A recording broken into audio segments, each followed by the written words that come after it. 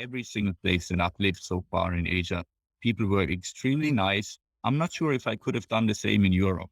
Singapore is a really great gateway, whereas places like China, for example, is probably a bit more challenging.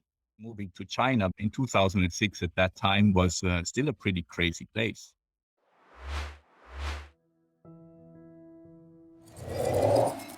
Thank you, Jackie, for inviting me. I'm originally from Europe. I've lived across the globe. I've lived in the US. And for the last 15 years, I've been in Asia. I lived in China, in Taiwan, and now in Singapore for the last 4 years. I've always been within the HR space for the last 15 years, specifically in talent acquisition. I'm currently working for a startup based out of Singapore, responsible for talent acquisition across the APAC region. Very nice. What would you like to share with us today, Martin? What does it mean to change country? What does it mean to see different cultures facing some of the challenges? How to resolve some of the challenges? Of course, some of the enjoyments as well of moving to different places and seeing something new. At the start of your career, you relocated to China. And from China, you went over to Taipei. And from Taipei, you came over to Singapore. And you never want to go home anymore. Tell us, what motivates you to pack the bag and go? There's a lot of consideration running in our minds when we think of relocating to a new place. That's a very fair question. I just wanted to see something new, really to experience something different. That comes with a lot of learning as well. It means that it's all different from what you're used to. You need to adapt. There are things you don't understand. It was actually quite challenging in the beginning, especially coming from Central Europe. And for me, moving to China in 2006 at that time was still a pretty crazy place. I really wanted to see what is it like in a completely different environment with a culture that I didn't really know a lot at that point. And also from a business point of view, there are obviously very different customs. There are different challenges that you face, additional challenges in a different culture. That's what I wanted to see. I really wanted to see some excitement and something different, getting out of the comfort zone, which is not always easy.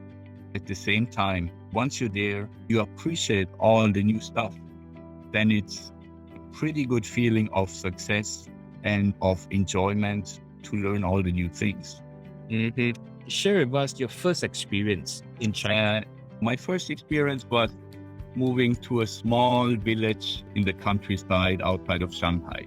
Wow. It was a pretty interesting experience in a city that was up and coming, not even a third-tier city, like a fourth-tier city. That was a very different experience in a bustling city where you don't speak the language, where you don't speak a word, actually, where even if you go to the supermarket, you don't know what to buy because you don't know what the products are like. If you're in an environment at work, it is actually quite challenging because of language. Many people that we had at that time at that company, they didn't speak English. I didn't speak a word of Chinese. That was a major challenge, not only from a personal point of view, getting used to it, but also from a work point of view, actually getting work done. Honestly, it took a bit of time to get used to it, to appreciate it, and to find ways around on how to make it work. Basically, everything from a personal as well as a business point of view.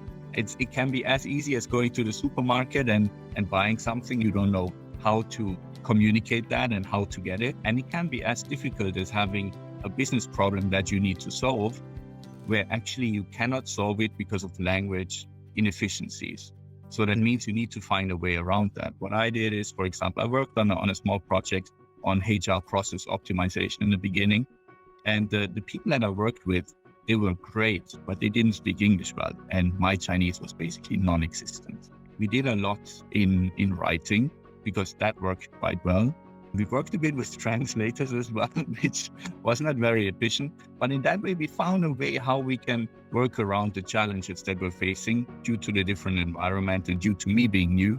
And we found a way how to make it. Even though there is a natural barrier such as language and culture differences, you were able to overcome this obstacle by you being willing to step forward and try. How do you get the other parties to be willing to open up towards you? They have to adapt as well, I presume. True. I think that's really the beauty of Asia is In Asia, every country is extremely diverse. But in general, what people here have in common is that they're very open to new things and very helpful. I found it pretty amazing in every single place that I've lived so far in Asia. People were extremely nice, people were friendly, helpful, and actually appreciated it that someone else is coming in, someone else has a different point of view and is trying to build something together. I really feel like that's something specific about Asia, that people are really open. I'm not sure if I could have done the same in Europe, to be honest. You repeated that adventure in Taipei. Did you do anything different that made you more successful? I think that there are quite a few learnings that I had from my first attempt of moving to a new country, not doing a lot of preparation. When I moved to Taiwan, it was an easier situation for one, because I was in Taipei, because I spoke a little bit of the language. That definitely helped. What I did was a lot of preparation, obviously understanding the country better and really reading up on it, doing research, simple research on Google about what to expect. That changes the scope a lot because mentally you prepare for it. That makes a total difference. I would recommend anyone who is making that move, do a lot of research, the country and the culture and how things work. It makes a change in mindset, and it's really helpful. One other thing that I really tried to do was exploring as much. Outside of work, I tried to do as much as I could in terms of going to different places like a tourist. I was living there, but I actually behaved like a tourist, went to all the different places, went to cycling routes, doing all the stuff you do in order to explore. I tried to make local friends as well. That definitely helped. So I met a few great local people that showed me around, that were extremely nice. You assimilate better and you get better ingrained in the country and in the culture. That definitely made a difference. In terms of the business environment, I've learned quite a bit when I was in China. That helped a lot. From that point of view, business was less of a challenge after having lived in the region for some time. Very nice. First of all, you have to have a mindset, an adventurous mindset, the willingness to try new things. Secondly, you got to have Google as your friend. You got to Google as much, try to find out about the place as much as possible, but nothing beats having a few local friends to bring you around. Lastly, during the weekends, go travel like a tourist, explore not so touristy area to get you assimilated faster.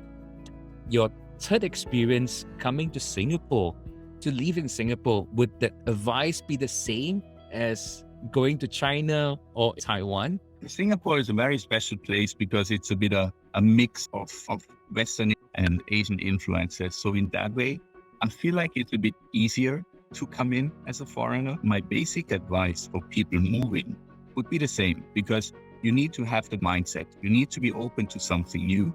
You need to get immersed in the local culture. You need to be interested. You need to be willing to learn. I think it doesn't matter where you go. Those basic things, they are the same everywhere, because otherwise you will not be happy. It doesn't matter where you go. From an assimilation point of view, in Singapore, it's a lot easier because of language and processes. Everything works basically. Everything is digital. It's very easy to settle in here. You're here for one day and that's it. You live here and you're locally adapted. From that point of view, Singapore is a really great gateway, a place where people can easily adapt, whereas places like China, for example, is probably a bit more challenging. So it depends also on the adventure level that people have, but I would say Singapore is really a great compromise between the West and the East. A place where I felt like it's very easy to settle in. Your advice would still stay the same. Be adventurous, be willing to try, go to new places, have a few good local friends who bring you around. Very nice. If people are interested to reach out to you, would you be willing? Of course, I'm always happy to share my experiences, my challenges, the adventures I had. I would be happy for people to reach out if they need any advice, if they need any help. Very nice. Thank you so much, Martin, for giving us all these wonderful insights. Thank you, Jack. It has been a pleasure speaking with you, and I hope it was interesting.